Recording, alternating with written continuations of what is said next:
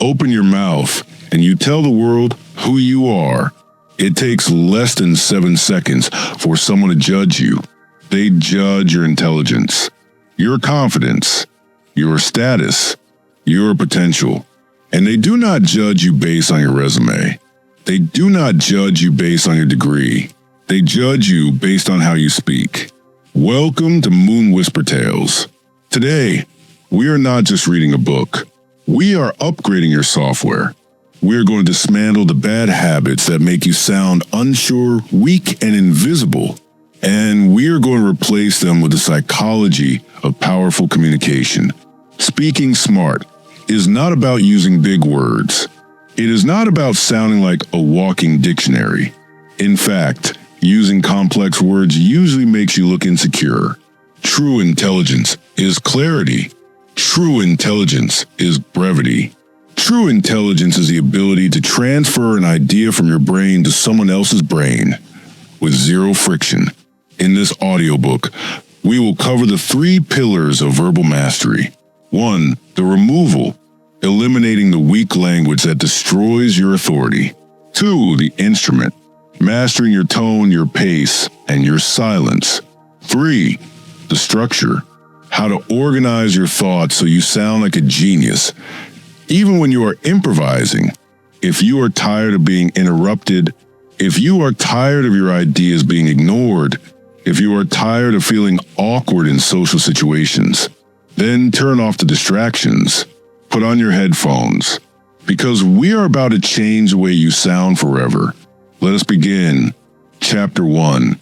The murder of the first step to building a skyscraper is clearing the trash from a construction site. Your speech is full of trash. We call them filler words. Sort of, just, these words are the enemy of intelligence. Every time you say, you are sending a signal to the listener's brain. That signal says, I don't know what I am saying. I am searching. I am not prepared. It lowers your status instantly. Imagine a surgeon telling you. So, we're going to cut open your chest and, fix the heart. Would you trust that surgeon? No, you would run. But you do this every day in your meetings, in your dates, in your negotiations. Why do we do it? We use filler words because we are afraid of silence. We think that if we stop talking for 1 second, we will lose the audience's attention. So we fill the gap with a noise.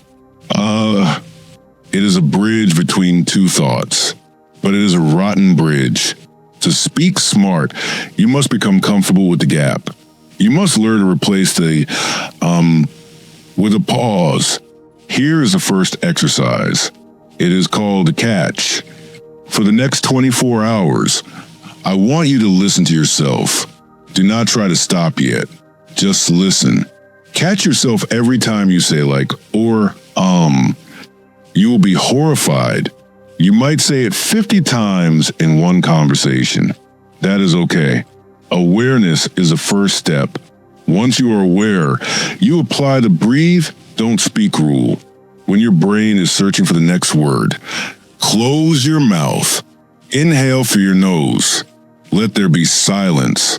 It feels awkward to you, but to the listener, it sounds like confidence.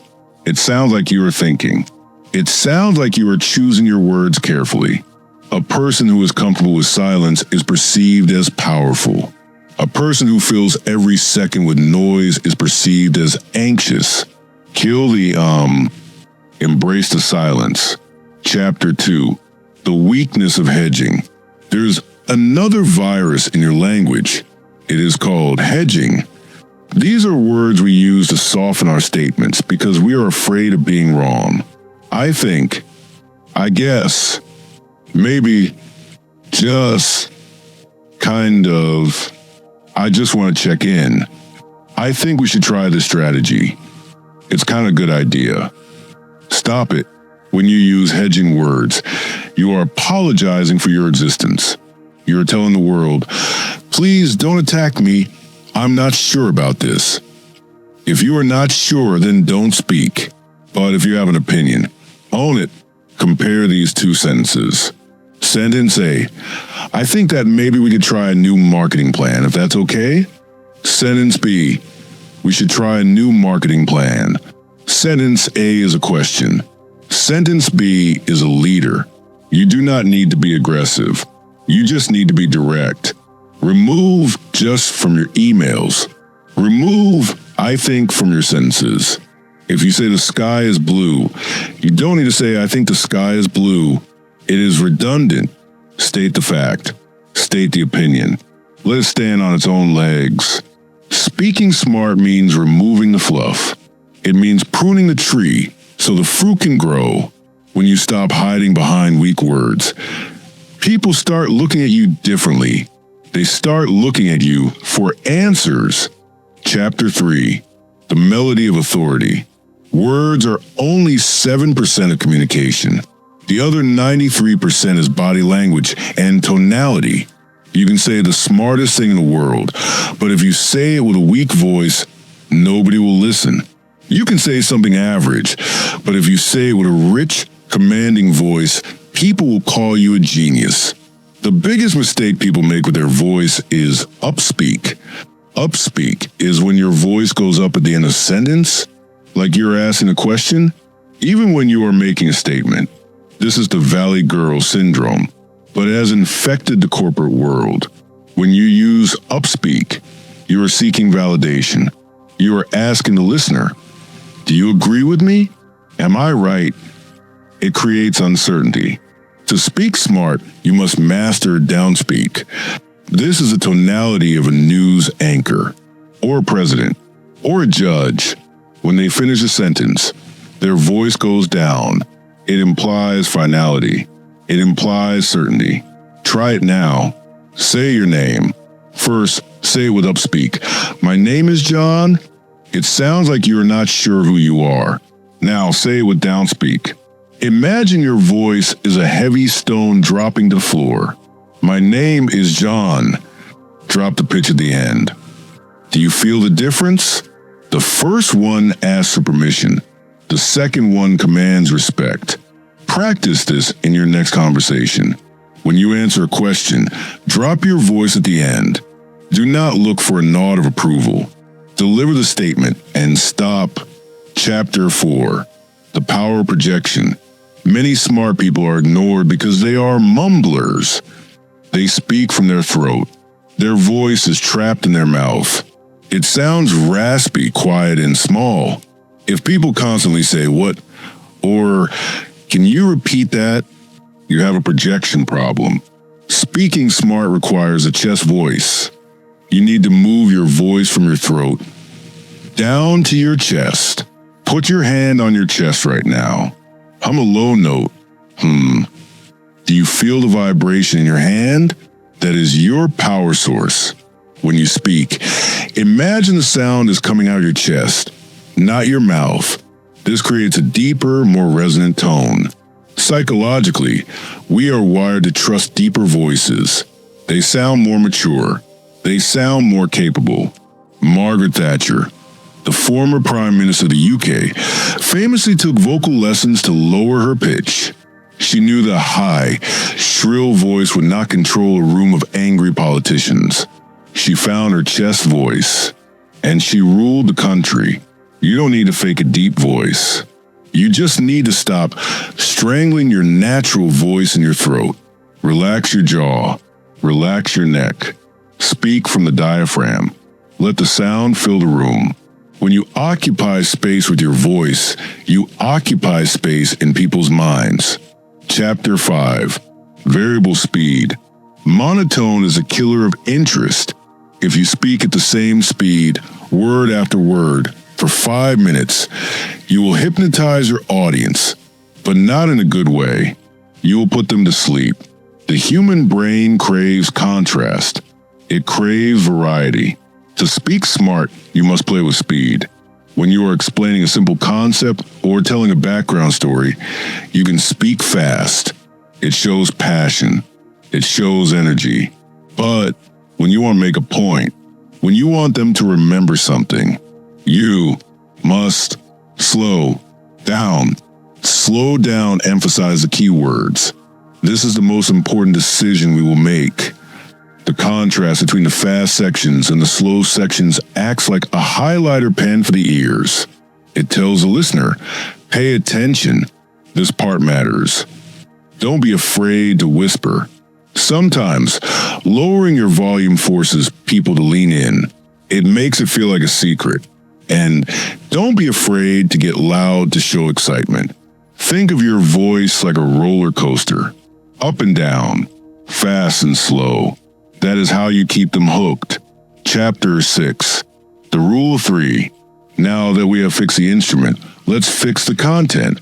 How do you organize your ideas so you don't ramble? How do you stop talking in circles? You use the most powerful number in communication. 3. The human brain is a pattern recognition machine, and the simplest pattern is 3. 3 little pigs, 3 musketeers, life, liberty, and the pursuit of happiness. Ready, set, go. When you speak in 3s, you sound organized. You sound like you have a plan. If someone asks you, what do you think about this project? Don't just start vomiting words. Pause and say, I think there are 3 main issues we need to look at. Even if you don't know what the 3 issues are yet, say there are 3. Your brain will find them. First, the budget. Second, the timeline. And third, the team. Boom. You sound like an executive.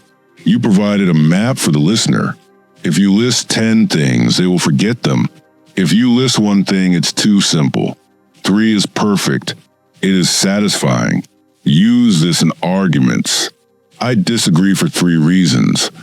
Use this in storytelling. It has a beginning, a middle, and an end. Use this in compliments.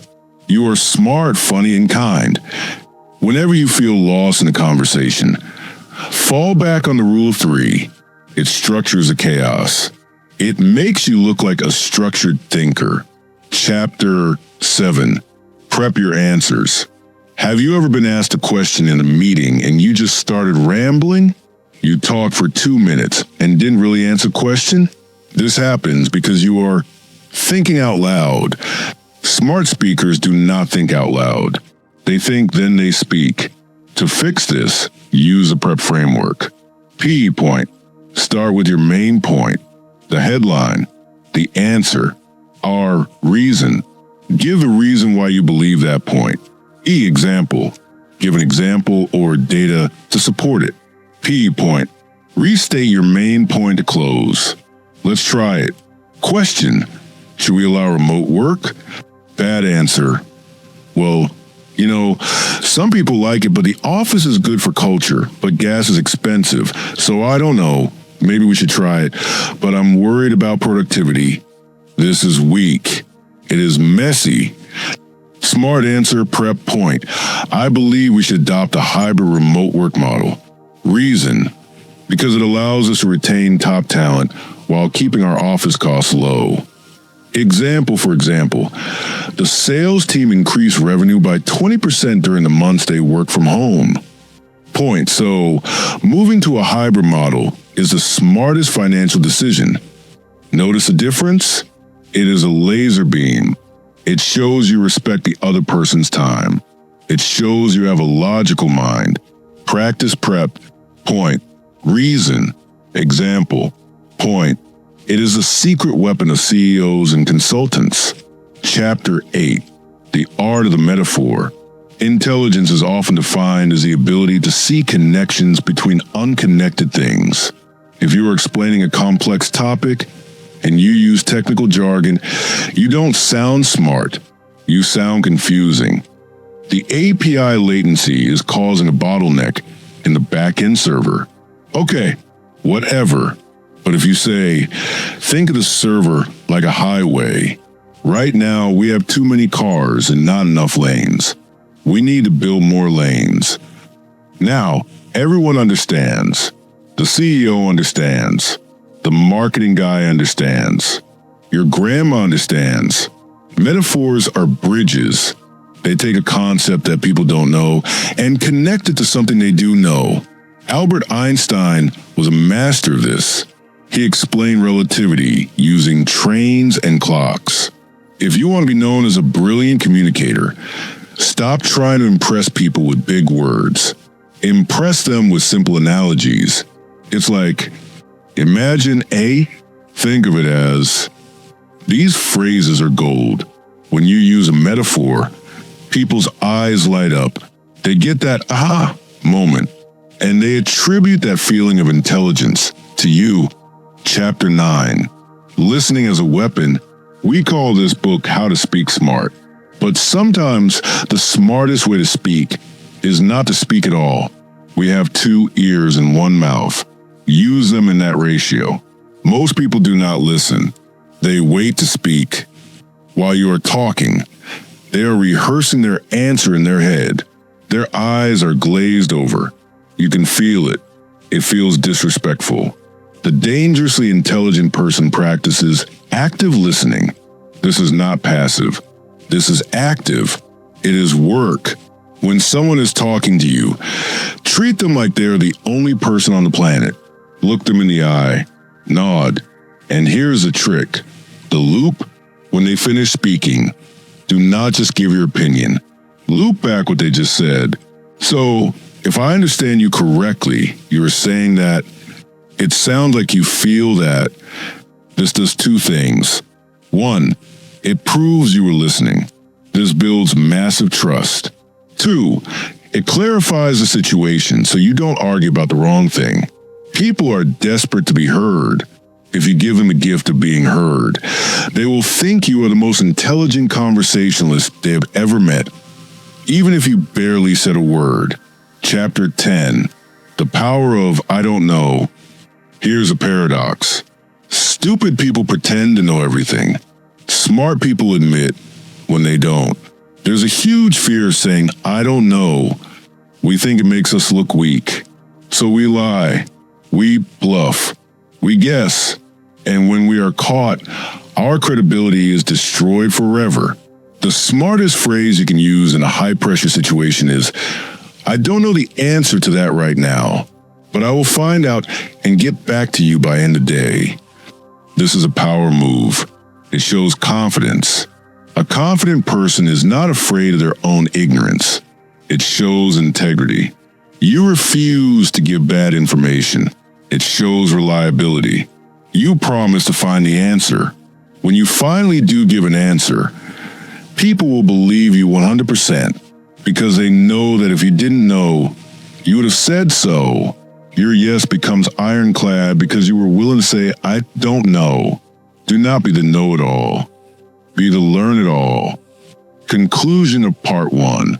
We have covered a lot of ground in this first hour. We have murdered the We have removed the hedging. We have found your chest voice and mastered the downward inflection.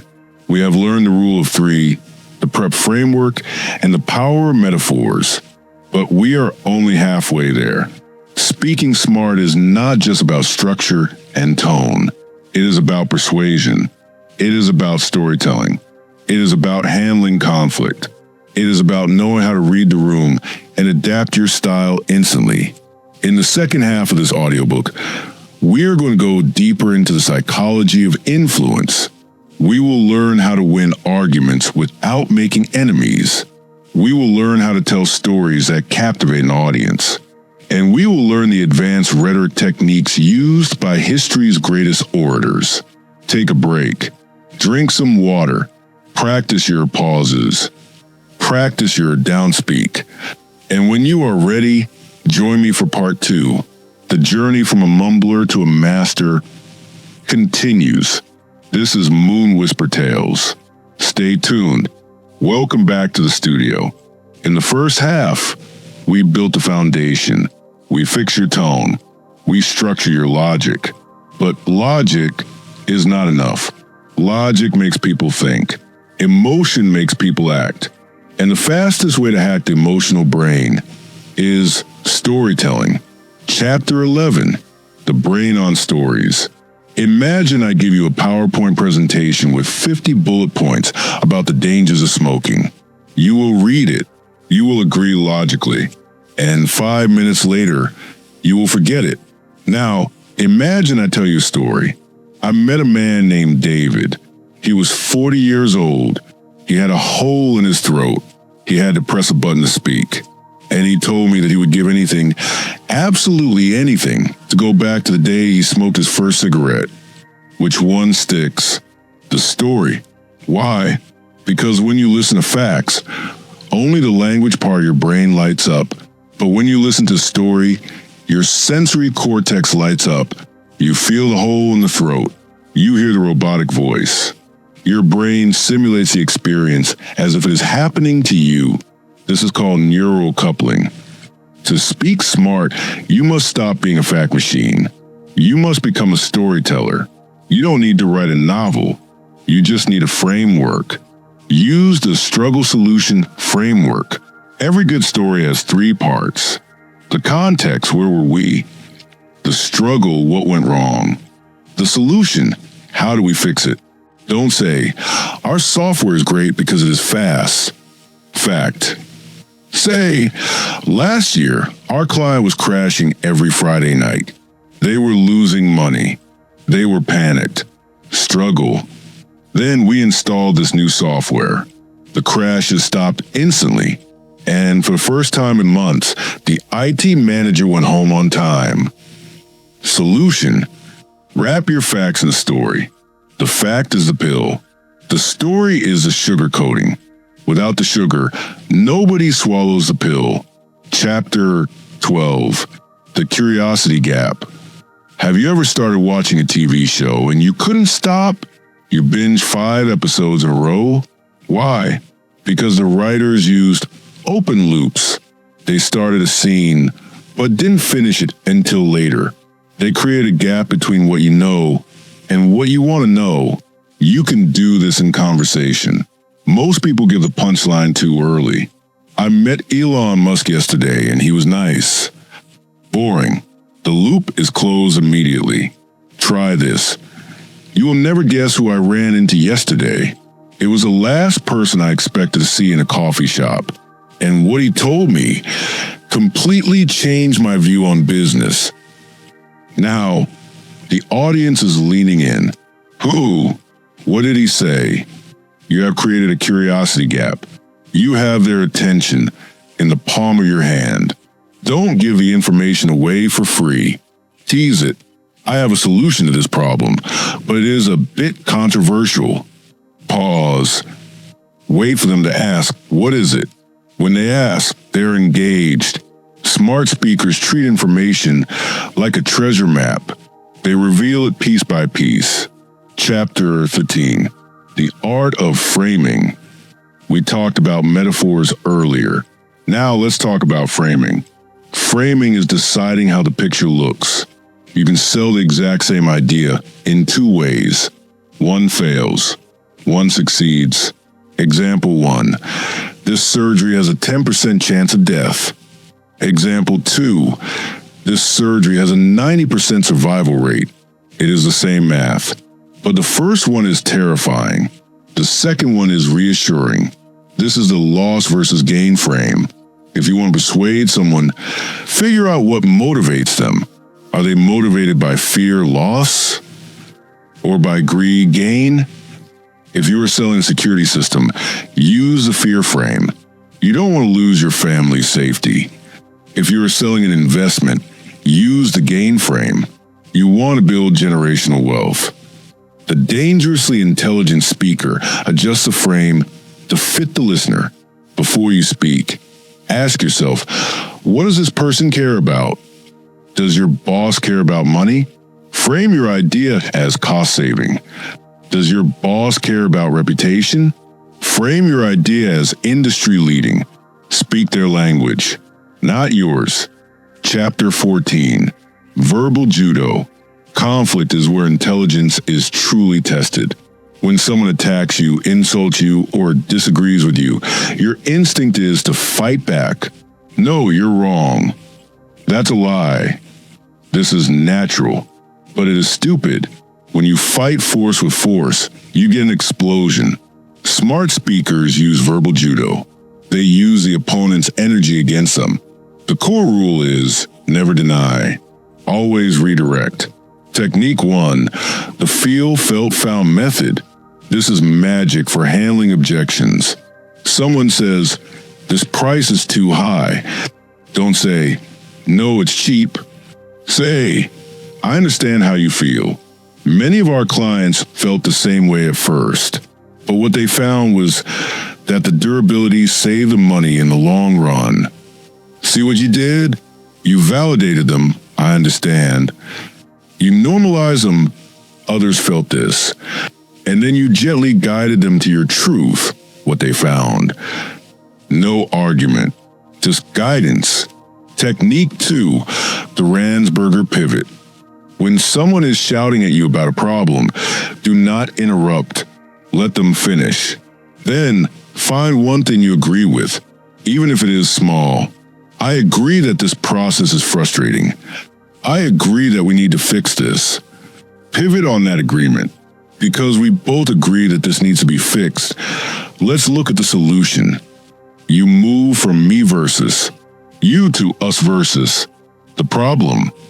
You stand next to them, not against them. Technique 3, removing you. The word "you" is an accusation. You didn't send the email. You made a mistake. You are not listening. This triggers a defense mechanism. Replace "you" with "I" or the "I didn't receive the email." Instead of "you didn't send it," the report has an error. Instead of "you made a mistake," "I feel unheard." Instead of "you aren't listening." When you remove the accusation, you lower the temperature. You focus on the fact, not the person. This allows the other person to fix a mistake without losing face. And giving people a way to save face is a hallmark of a socially intelligent leader. Chapter 15, the power of "and." This is the smallest, most powerful tweak in the English language. Replace "but" with "and." But creates conflict. It negates everything you said before it. You are a great employee, but you are late. The employee only hears "you are late." The compliment is destroyed. Try this. You are a great employee, and we need you to be on time to set an example. Now, the two truths exist together. You are great, and you need to improve. It feels inclusive. It feels constructive. I like your idea, and I think we can make it even better by adding this. Versus, I like your idea, but we need to change this. But stops the flow and continues the flow. Be an end person. Connect ideas. Don't block them. Chapter 16. Reading the room. You can have the best script in the world, but if you deliver it to the wrong audience, you fail. Speaking smart is about adaptation. You don't speak to your grandmother the same way you speak to your boss. You don't speak to a grieving friend the same way you speak to a drinking buddy. This is called calibration. Before you open your mouth, scan the room. What is the energy level? Is it high? You need to match it. Is it somber? You need to respect it. Identify the alpha in the room. Who are people looking at? Who hold the power? Direct your most important points to them. But do not ignore the others.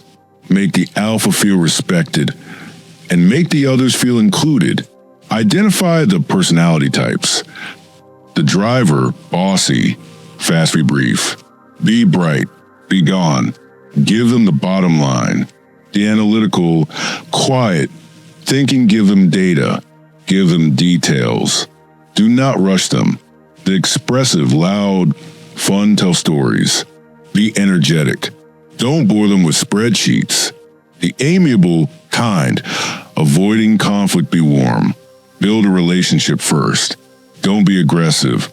If you speak data to an expressive, they will tune out.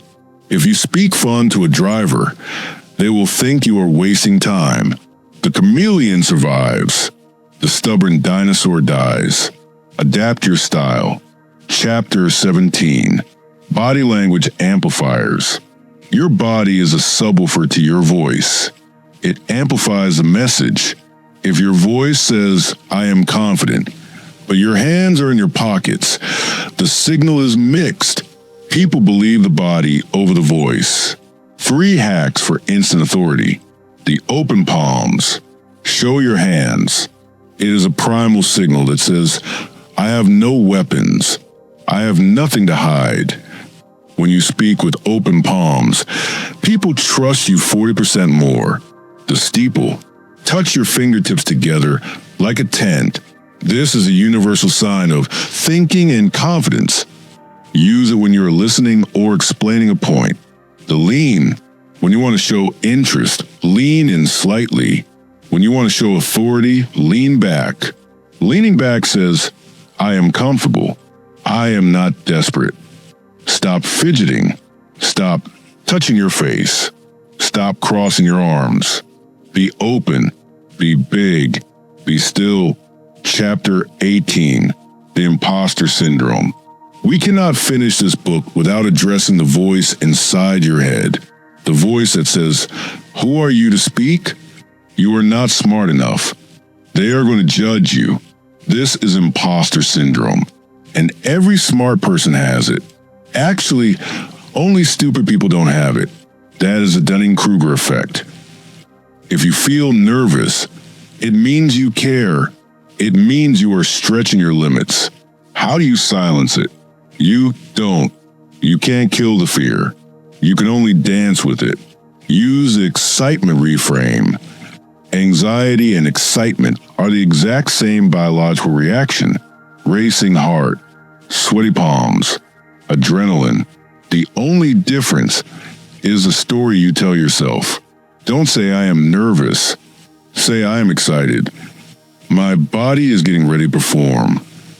Prepare, practice, and then let go. You do not need to be perfect. You just need to be present. Your value does not come from knowing all the answers. Your value comes from your unique perspective. The world needs your voice. Do not rob us of it because you are afraid. We have traveled a long way together. We started by clearing the trash, the ages, the hedging. We found the music, the chest voice, the pauses, the melody. We built the structure, the rule of 3, the prep method, the metaphors. And finally, we learned the dance, the storytelling, the verbal judo, the adaptation. You now have the toolkit of a master communicator.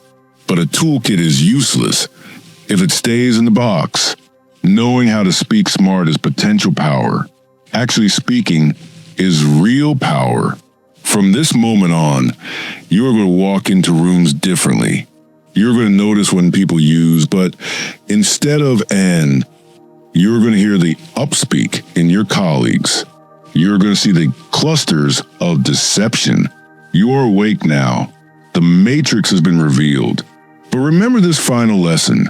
The goal of speaking smart is not to manipulate. It is not to show off how clever you are. It is not to belittle others. The goal of communication is connection. It is about bridging the gap between 2 human minds. It is about making the complex simple. It is about making the invisible visible. It is about helping others understand the world a little bit better. Use your voice to build. Use your voice to lead. Use your voice to heal. You have something to say, something that only you can say. So take a deep breath, find your silence, open your chest, and speak. The world is listening. Music swells, uplifting, cinematic, inspiring. This has been a MoonWhisper Tales production. We are building a community of the top 1% of thinkers, speakers, and leaders. If you found value in this session, if you feel even 1% more confident than you did an hour ago, then do not let this be the end. Hit that subscribe button right now. Smash the like button to help us reach more people who need to find their voice. And turn on the bell notification. because our next audiobook is going to dive even deeper into the psychology of a human mind. You are part of the MoonWhisper family now. We don't just whisper to the moon, we aim for the stars. Tell me in the comments below, what is the one habit you're going to change today? Are you going to stop saying, are you going to use the rule of 3? Let me know. I read every single comment. Go out there, speak your truth, and make it count. Until next time, keep whispering, keep growing,